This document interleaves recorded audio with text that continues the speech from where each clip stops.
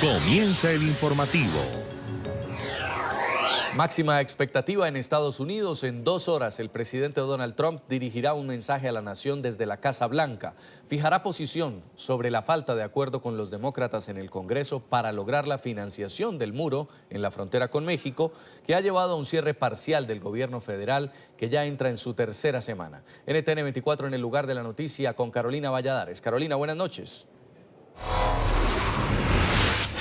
¿Qué tal? Buenas noches desde Washington. Cuenta regresiva ya aquí a las puertas de la Casa Blanca, donde apenas en 2 horas el presidente de los Estados Unidos va a hablar en cadena nacional, va a emitir ese mensaje de entre 7 y 8 minutos de duración en un lugar muy destacado en la residencia presidencial. Va a ser en el despacho Oval, un lugar, insistimos, reservado para las grandes ocasiones.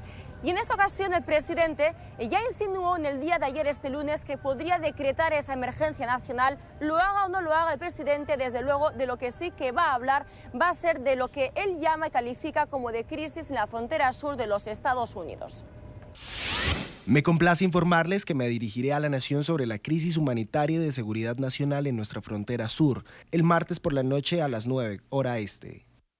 A medida que nos acercamos a las 9 de la noche, son cada vez más los medios de comunicación que ya en sus páginas, en Internet, dicen que el presidente se va a echar atrás y no va a decretar esa emergencia nacional. Nosotros en NTN 24, en el día de ayer, este lunes, hablamos con el representante republicano Jim Banks por Mississippi. Él nos dijo también que opinaba que el presidente al final no decretaría esa emergencia nacional, por lo tanto habrá que esperar qué decide Donald Trump. Mientras tanto, los demócratas, los líderes demócratas del Congreso, tanto Nancy Pelosi de la Cámara Baja, presidenta de la Cámara Baja, como Chuck Schumer, el líder demócrata de la Cámara Alta del Senado, han dicho que le quieren replicar al presidente e inmediatamente después de que hable Donald Trump serán ellos los que tomen la palabra.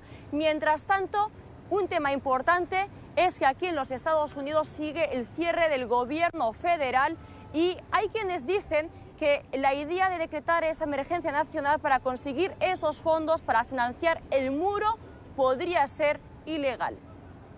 Bueno, yo diría que es 50-50 en las últimas horas. Quizá se ha vuelto menos probable mientras republicanos como John Carney de Texas y otras personas se representan tanto a la frontera de su propio partido. Han dicho que no deben de hacerlo, pero el presidente Trump no se sabe nunca, sigue hablando, él quiere su muro y quizá es la única manera de que va a tener una forma de conseguirlo. Mira, el presidente tiene autoridad para declarar emergencia nacional, eso está claro.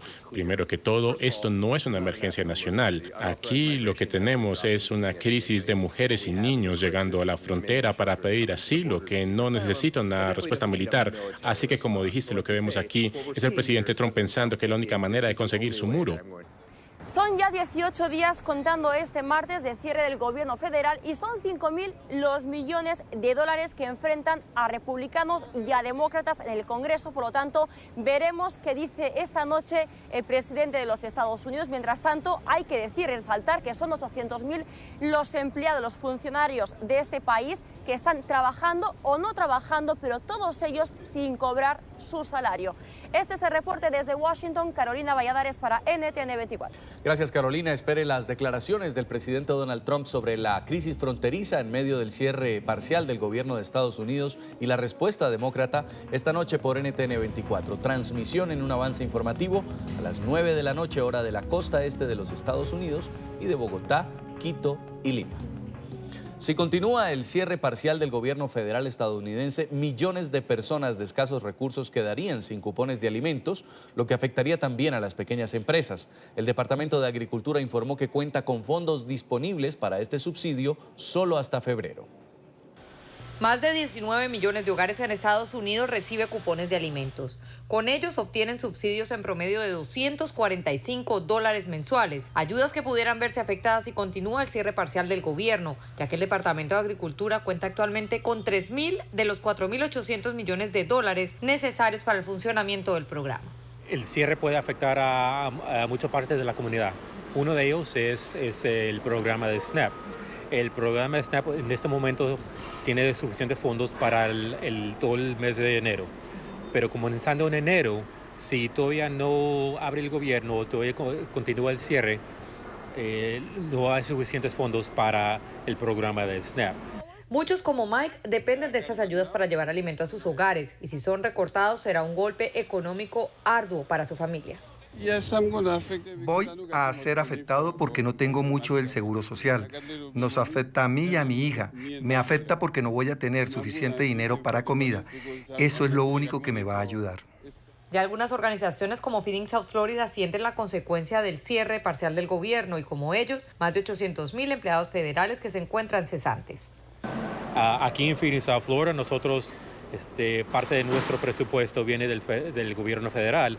En estos momentos no tenemos esos reembolsos del gobierno, así es que estamos haciendo todo aquí con el apoyo y el soporte financiero de la comunidad. Hasta este momento la Casa Blanca no ha dicho cómo responderá a el servicio que se presenta con estos subsidios de SNAP, de este programa de alimentos para personas de bajos recursos, y si pudiera verse afectado si continúa el cierre del gobierno federal. La información desde Miami, soy Paola Serna para NTN 24.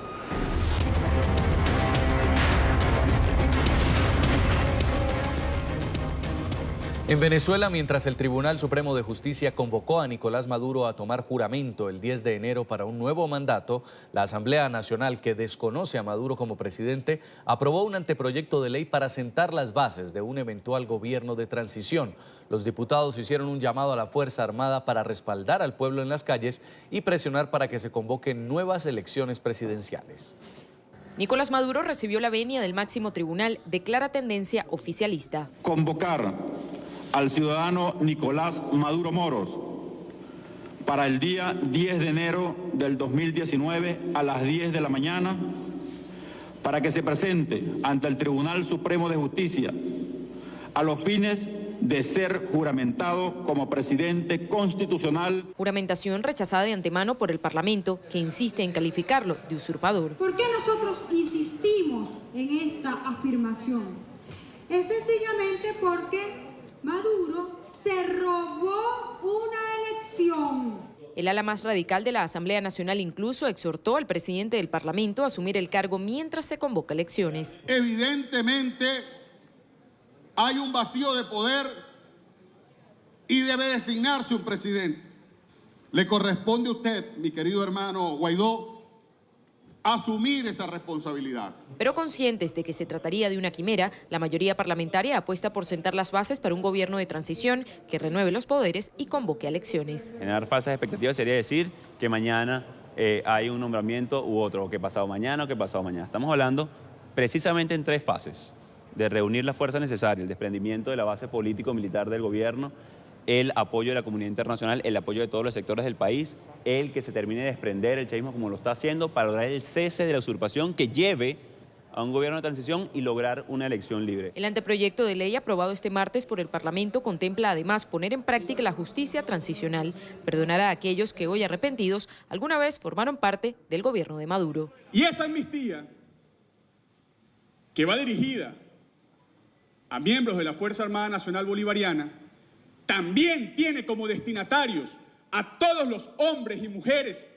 del oficialismo que en algún momento dieron su anuencia para sostener a Nicolás Maduro en la usurpación, pero que hoy entienden que es hora de la decencia, que es hora del cambio y que hay que expulsar de Miraflores al usurpador. La sesión, que inició con un minuto de silencio tras cumplirse 3 meses de la muerte del concejal Fernando Albán a manos del SEBIN, culminó con el compromiso de crear un consejo de transición para concretar futuras acciones como movilizaciones.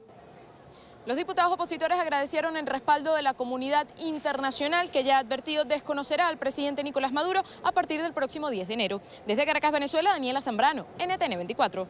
En medio de la incertidumbre, la cúpula de la Fuerza Armada Nacional Bolivariana prometió lealtad absoluta a Nicolás Maduro. Las declaraciones las entregó el ministro de Defensa horas después de que la prensa informara sobre la separación de 4.309 efectivos de la Guardia Nacional Bolivariana, tras determinarse que no han regresado a los cuarteles y están ausentes. La Fuerza Armada Nacional Bolivariana ratifica su irrestricto apoyo y lealtad absoluta al ciudadano Nicolás Maduro Moros como presidente constitucional de la República Bolivariana de Venezuela nuestro comandante en jefe para el periodo 2019-2025. Y la presión internacional aumenta. El gobierno colombiano anunció que todos los países que conforman el Grupo de Lima, a excepción de México, se sumarán a la decisión adoptada por Perú de no permitir el ingreso a sus territorios de personas vinculadas al gobierno venezolano de Nicolás Maduro. Gobiernos de la región incrementan su presión contra el régimen venezolano. Hace pocos días era Perú el que anunciaba duras medidas en contra del gobierno de Nicolás Maduro. Y este martes, Colombia afirmó que estudia aplicar las mismas sanciones. A partir de ese momento entonces, en Colombia se está avanzando en la concreción de esas medidas, lo cual se anunciará próximamente, dirigidos esos pasos que se están dando a cumplir con los compromisos adquiridos conjuntamente. Las medidas son las que estipularon en la declaración tras el más reciente encuentro del Grupo de Lima, en las que se habla de sanciones económicas y la restricción de entrada al país de funcionarios maduristas. El canciller colombiano fue enfático en señalar que estas determinaciones, que se anunciarán en los próximos días, no son en contra del pueblo venezolano. Todas las medidas que se anuncian tienen que ver con personas en concreto. No se busca de ninguna manera sanciones ni al pueblo de Venezuela ni a la nación como tal. Son medidas focalizadas en personas cercanas al régimen. Carlos Holmes Trujillo además se refirió a los continuos ataques verbales del madurismo contra el presidente colombiano Iván Duque.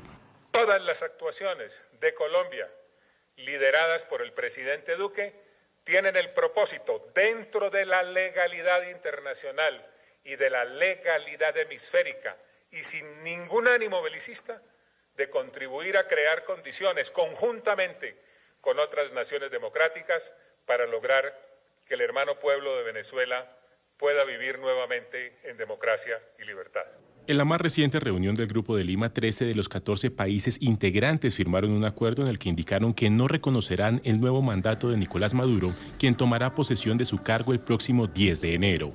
Y desde hoy Nicolás Maduro quedó impedido para ingresar a Perú. El líder del régimen venezolano encabeza la lista de 93 integrantes de la cúpula de su gobierno y sus familiares más cercanos que fueron incluidos en el sistema de control migratorio peruano para impedirles la entrada al país. El canciller peruano Néstor Popolicio había hecho el anuncio. El listado incluye a ministros de Estado, gobernadores, altos funcionarios, magistrados y empresarios vinculados al gobierno madurista. A propósito de la declaración del Grupo de Lima, la vicepresidenta de Venezuela, Delcy Rodríguez, acusó al bloque de países de estarse inmiscuyendo en asuntos internos venezolanos. Incluso los llamó grupo de fracasados. ¿En qué momento este grupo de gobierno fracasado, cipayos y criminales pretende atribuirse el territorio de Venezuela? ¿Quién les da a ellos legitimidad para darle órdenes a nuestra gloriosa Fuerza Armada Nacional Bolivariana, heredera de las glorias del libertador Simón Bolívar? ¿En qué norma? ¿En qué constitución? ¿En qué ley? Afortunadamente, la buena noticia para el pueblo de Venezuela es que estos políticos carroñas de la derecha venezolana no están en el poder para entregar nuestro territorio, que es lo que quieren, la desintegración territorial de Venezuela. Y mientras el Grupo de Lima estudia aplicar sanciones y acciones concretas contra el régimen venezolano, Uruguay carga contra los países que integran este bloque. El canciller Rodolfo Nin Noboa afirmó que estos gobiernos no tienen, según él, competencias para desconocer el mandato de Maduro. Y me parece que no tienen competencia como para andar calificando y andar pidiendo a los presidentes que asuman lo que dejen de asumir. Nosotros reconocemos Estado. El Estado de Venezuela es un Estado con el cual tenemos relaciones y nos parece que una política de confrontación y de aislamiento no es la más beneficiosa, la más buena para encontrar una solución a los problemas que Venezuela tiene, que por cierto sabemos que tiene, pero que tratamos de ayudar, no de confrontar. ¿Cómo vamos a tipificar el gobierno, si es legítimo o no legítimo? Hubo elecciones, la oposición no se presentó y bueno, y la oposición tiene su rol también allí, su cuota de responsabilidad. También hay reacción desde la ONU. A 2 días de la cuestionada juramentación de Maduro, la Organización de Naciones Unidas aseguró que mantendrá su cooperación con Venezuela. Esto a pesar del distanciamiento que varios países han tomado del régimen madurista. La Secretaría General de la ONU ha entregado su primera reacción frente al nuevo periodo de Nicolás Maduro al mando de Venezuela. A través de su portavoz, el jefe de Naciones Unidas hizo esta referencia a la decisión del Grupo de Lima de no reconocer la nueva investidura presidencial de Maduro. Hemos visto las posiciones expresadas públicamente por varios Estados miembros a propósito del nuevo periodo del señor Maduro. Al secretario general no le corresponde emitir juicios sobre el reconocimiento de un jefe de Estado o de gobierno. El portavoz, en seguimiento a la consulta hecha por NTN 24, precisó cuál es el nivel de relación que Naciones Unidas mantendrá con Venezuela. El sistema de Naciones Unidas, tanto en el interior de Venezuela, seguirá cooperando con el gobierno y otros actores nacionales bajo el marco de trabajo actual de asistencia, particularmente en las áreas prioritarias de salud, alimentos y seguridad nutricional. El Canal de las Américas también solicitó la postura de la presidencia de la Asamblea General de la ONU, cuya portavoz destacó. La presidenta Espinosa está siguiendo los reportes sobre Venezuela. Ella recuerda que la región está lidiando con la crisis de migrantes que están movilizándose a países vecinos u otros en la región. Ella también destaca la importancia del diálogo y la calma. Además, subraya la necesidad de que haya reconciliación. Aun cuando por el momento estos pronunciamientos son los únicos que ha emitido Naciones Unidas a propósito de lo que tendrá lugar en Venezuela el próximo jueves, no se descarta que en las próximas horas, incluso el día del acto, cuando Nicolás Maduro tome juramento para un nuevo mandato como presidente, haya una declaración adicional de este organismo internacional. Desde la sede general de la ONU en la ciudad de Nueva York les informó Alejandro Rincón, NTN 24. Hacemos una primera pausa en el informativo, ya volvemos para hablar de la nueva fiscal general de Perú tras la renuncia de Pedro Chávarri. ¿De quién se trata? En minutos.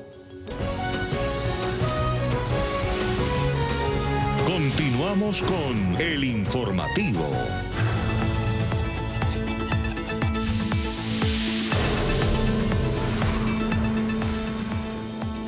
Perú ya cuenta con una nueva fiscal general. Se trata de Zoraida Ábalos, quien asumió de forma interina el cargo que dejó Pedro Chávarri tras su renuncia.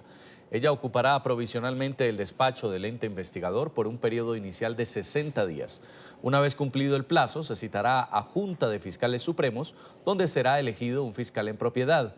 Sin embargo, el fiscal supremo Tomás Gálvez, en diálogo con medios de comunicación local, afirmó que Ábalos podría ser ratificada en el cargo. Tras 9 días de tormenta política, Pedro Chávarri dejó el cargo de fiscal general de la Nación. Esta es la carta que fue presentada ante la Junta de Fiscales Supremos. Desde que asumí el 20 de julio último el cargo de fiscal de la Nación, he sido víctima de ataques mediáticos, con falsas afirmaciones y denuncias.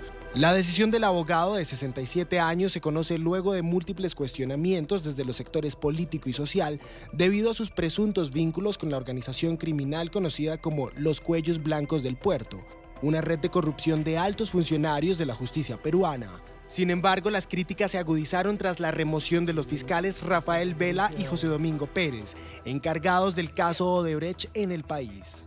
La medida fue un intento de perjudicar las investigaciones por corrupción ligados a los aportes ilícitos recibidos de la constructora brasileña a los expresidentes Alejandro Toledo, Alan García, Ollanta Humala, Pedro Pablo Kuczynski y la excandidata presidencial Keiko Fujimori, quien permanece en prisión preventiva. Aunque el 2 de enero el propio fiscal general dejó sin efecto la cuestionada decisión, masivas protestas en todo el país mostraron un profundo rechazo al fallo del magistrado.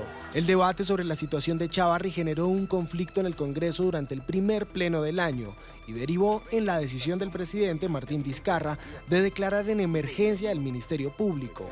La presión de todos los sectores políticos, con excepción del aprismo y el fujimorismo, sumado a la indignación popular, desencadenaron la caída de Chávarri. La Comisión Internacional contra la Impunidad en Guatemala pidió hoy a su personal que abandone el país hasta nuevo aviso, como parte de un plan de contingencia tras la decisión del presidente Jimmy Morales de poner fin, de forma unilateral e inmediata, a la misión anticorrupción de la ONU en la nación. El Estado de Guatemala da por terminado El acuerdo entre la Organización de Naciones Unidas y el Gobierno de Guatemala relativo al establecimiento de una Comisión Internacional contra la Impunidad en Guatemala, CICIG. Un auténtico revuelo político causaron en Guatemala estas declaraciones del presidente Jimmy Morales.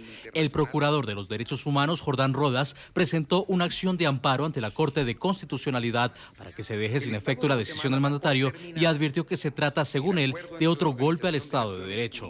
No dio ningún fundamento legal y cumple todo lo establecido en materia de relaciones internacionales.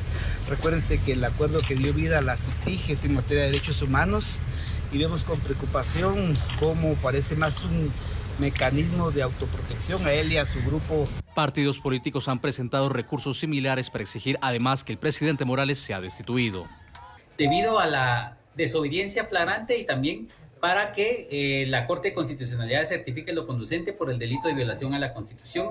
Porque únicamente demuestra la desesperación que siente esta clase política al verse amenazado, no solo sus intereses, sino también al verse acorralados ante un sistema de justicia que les está exigiendo dar cuentas. Y se ha convertido en una tragicomedia convertida en tiranía, que no podemos aceptar.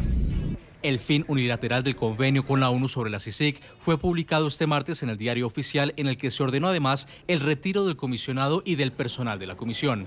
La administración de Donald Trump sigue cerrando el cerco contra el régimen de Venezuela y su entorno.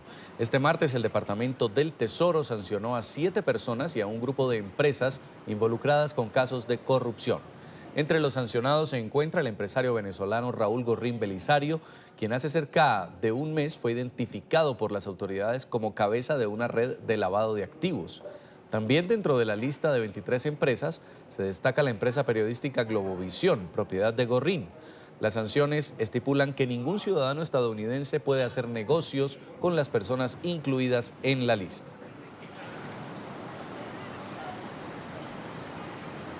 Revisemos quiénes son los sancionados. El primero de ellos es Leonardo González de Llán, quien fue presidente del Banco Industrial de Venezuela desde el 2002 hasta el 2004.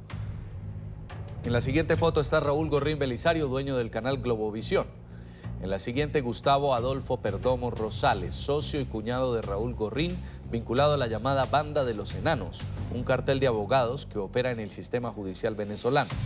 También está Claudia Patricia Díaz Guillén, directora de la Oficina Nacional del Tesoro y de la Secretaría del Fondo de Desarrollo entre 2011 y 2013. Adrián José Velázquez Figueroa, ex jefe de seguridad de Hugo Chávez y esposo de Claudia Díaz. Y finalmente Mayela Antonina Taracio Pérez, esposa de Gustavo Perdomo. La lista la cierra María Perdomo, hermana de Gustavo Perdomo y esposa de Raúl Gorrín, quien no tiene un registro fotográfico conocido. Las empresas sancionadas y que están registradas bajo el apellido Gorrín se encuentran ubicadas en Caracas, Florida, Panamá y la ciudad de San Cristóbal y Nieves en Venezuela.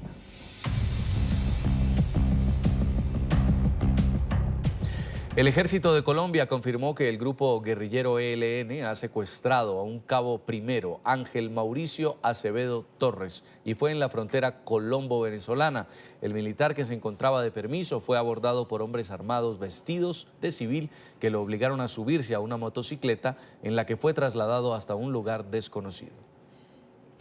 El Frente Urbano Germán Velasco Villamizar del ELN sería el grupo que secuestró al cabo primero del Ejército Ángel Mauricio Acevedo en esta carretera en Villa del Rosario, norte de Santander. El ELN es quien lo tiene en este momento. El suboficial, quien se encontraba de permiso, visitaba a unos amigos. 200 hombres del Gaula del Ejército realizan operativos especiales sobre toda la línea de frontera.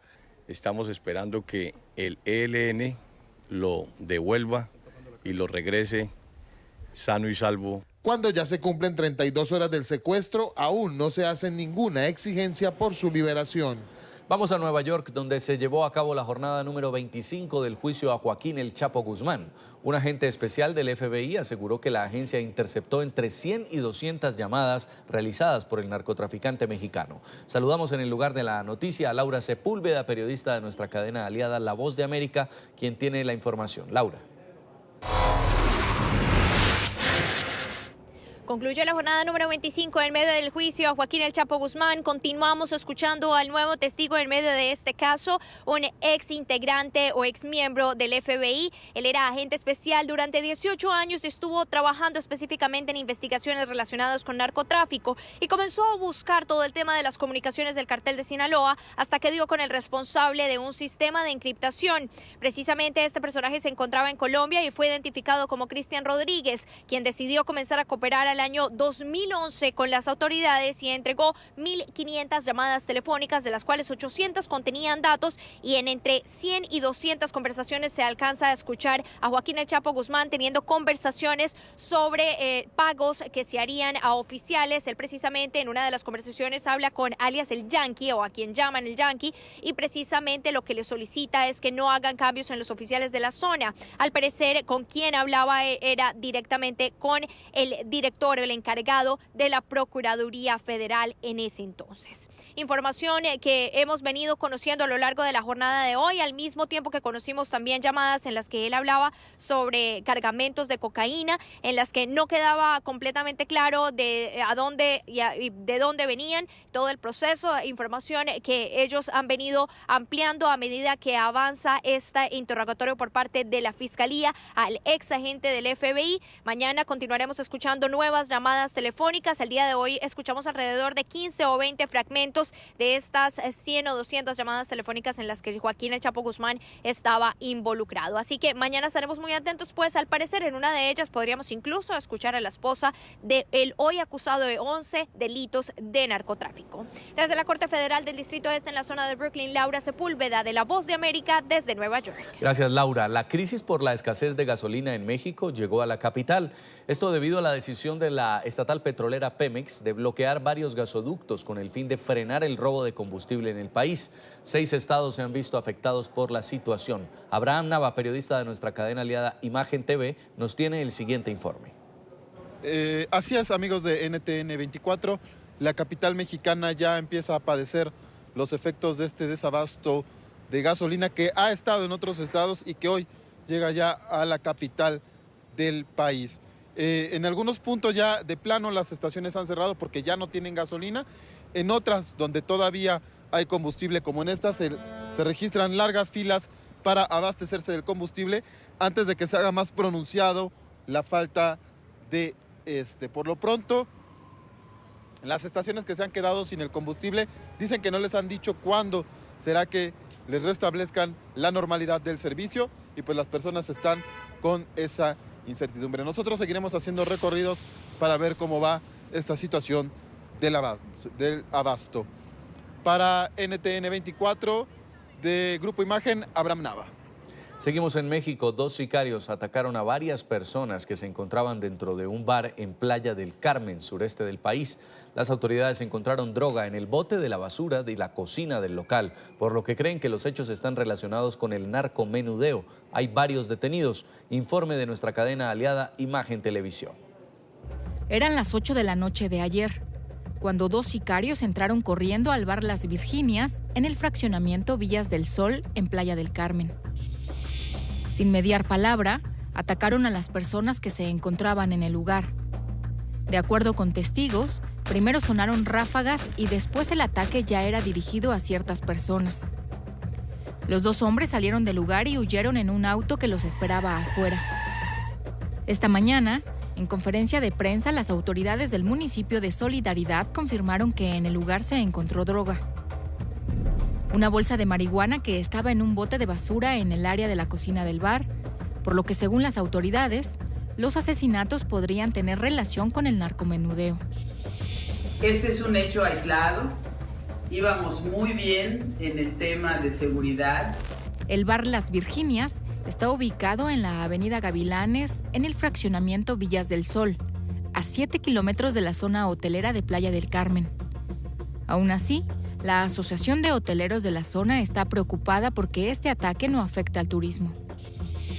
Estoy seguro que crisis igual oportunidad.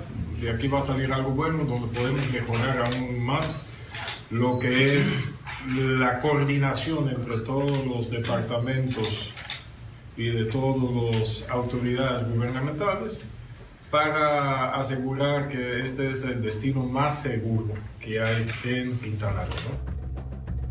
Tras reunirse 4 horas con autoridades estatales y federales, la presidenta municipal de Solidaridad advirtió que tendrán cero tolerancia contra la delincuencia. Vamos a hacer una nueva pausa en esta emisión de noticias y cuando regresemos, la feria de tecnología más importante del mundo ya abrió sus puertas en Las Vegas, Nevada. ¿Qué trae esta nueva edición del CES al regreso?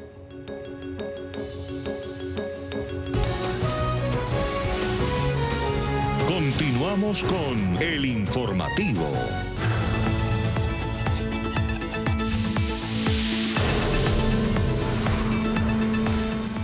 La Guardia Civil de España continúa investigando a los miembros de la denominada Manada de Alicante, conformada por 4 ciudadanos ecuatorianos que habrían violado en grupo a una joven de 19 años la noche del pasado 31 de diciembre.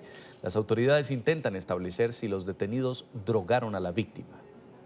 La Guardia Civil Española continúa con las investigaciones para determinar si la denominada Manada de Alicante, conformada por 4 ciudadanos ecuatorianos de entre 19 y 24 años, sería también la responsable de otras violaciones sucedidas en situaciones similares. Según las autoridades, uno de los detenidos tiene antecedentes penales por abuso a una menor de edad. Estos sujetos fueron detenidos luego de que se los descubriera abusando de una joven de 19 años en la localidad de Callosa, en Alicante, que presentaba signos de haber consumido alcohol y posiblemente drogas. Los uniformados los descubrieron abusando de la joven en un sótano la pasada madrugada del 1 de enero gracias a la denuncia de la hermana de uno de ellos. Este hecho quedó registrado con uno de los teléfonos móviles de los abusadores. Esta situación generó rechazo en distintos sectores de la sociedad, desde políticos hasta organizaciones feministas. Cuando una mujer es asesinada en la calle, cuando es violada en la calle por una persona que es un extraño, pero que suelen ser hombres, no hay una ley que las proteja. Yo espero que ahora la justicia actúe con contundencia, que ningún agresor sexual esté libre a su libre albedrío por ahí y que después, bueno, el ayuntamiento lo que puede decir es que nos ponemos de parte de la víctima. En estos momentos los detenidos se encuentran en prisión provisional mientras continúan las investigaciones. Desde Madrid, Marcelo Moncayo, NTN 24. El aeropuerto londinense de Heathrow, el de más tráfico en todo el Reino Unido, reanudó sus vuelos tras suspender operaciones este martes durante aproximadamente 1 hora por la presencia de un dron en los alrededores. Este incidente se produce menos de 2 semanas después de que el aeropuerto Gatwick quedara también sumido en el caos los días previos a la Navidad debido al reporte de drones volando sobre la pista.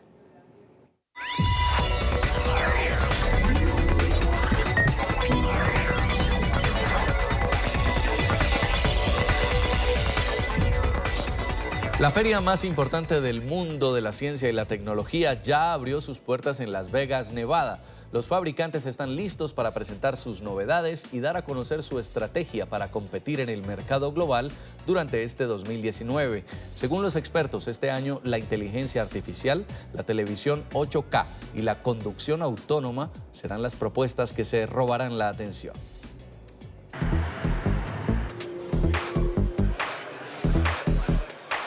Empieza el 2019 y como siempre arranca un nuevo CES. Cada enero en Las Vegas, Nevada, se reúne lo mejor del mundo tecnológico para exhibir sus más recientes innovaciones. El sector de la tecnología y de consumo durante cada año presenta las más innovadoras propuestas. Importantes empresas aprovechan este encuentro para presentar sus nuevos productos, prototipos y futuros equipos.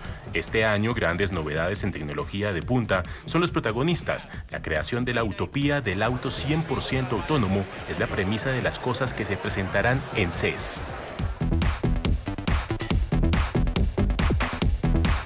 La llegada del 5G a la feria también genera incertidumbre. Se conoce que empresas como Samsung, LG y Sony mostrarán diseños preparados para el 2019. La informática de consumo también tiene su cita en el CES y de hecho ya hemos visto algunos anticipos.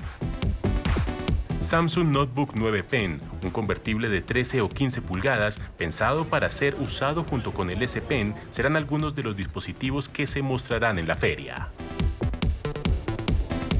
Hacemos una última pausa en el informativo y avanza la 13ª edición del Festival Internacional de Música de Cartagena, que reúne lo mejor de la corriente clásica en el Caribe colombiano. NTN 24 está en el lugar de la noticia con nuestra enviada especial Joana Amaya. Joana, buenas noches.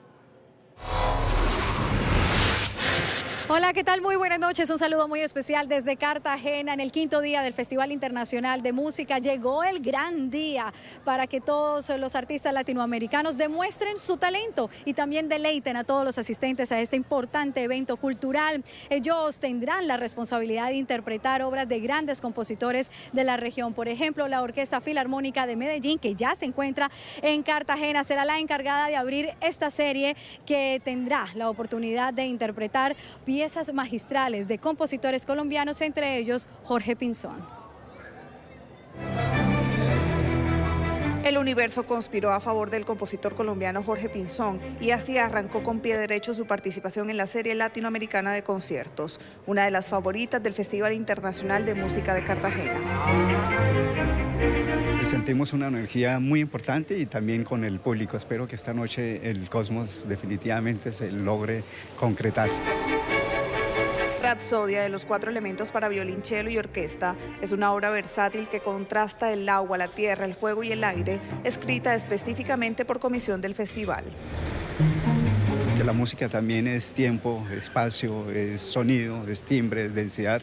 El programa de hoy también incluye una breve selección de piezas recientes de otros jóvenes compositores colombianos.